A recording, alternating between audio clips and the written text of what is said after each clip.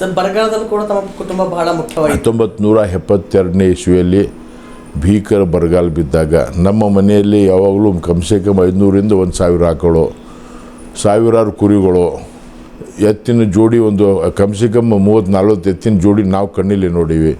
ನಮ್ಮ ತಾಂಡದಲ್ಲಿ ನಮ್ಮ ಮನೆಯದೇ ಘಾಣ ಇತ್ತು, ಎಣ್ಣೆ ತೆಗೆಯೋದು.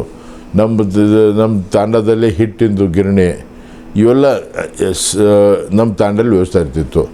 ಭೀಕರ ಬರಗಾಲ ಬಿದ್ದಾಗ ನಮ್ಮ ಚಂದನ್ಕೇರ, ಪಾಂಗರ್ಗ, ಮುಕ್ರಂಬ, ಅಕ್ಕಪಕ್ಕ ಹಳ್ಳಿ ಜನರು ನಮ್ಮ ಹತ್ರ ಮೇವು ಕೇಳಲಿಕ್ಕೆ ಬರ್ತಿದ್ರು. ನಮ್ಮ ತಂದೆ ಹತ್ರ ನಾವು ಬರೀ ನಮ್ಮ ತಂದೆಯವ್ರ ಮೇವಿನ ಜೊತೆಗೆ ಒಂದು 10, 20, 50 kg ತನಕ ಜೋಳ ಕೊಟ್ಟು ಕಳಿಸ್ತಾಯಿದ್ರು.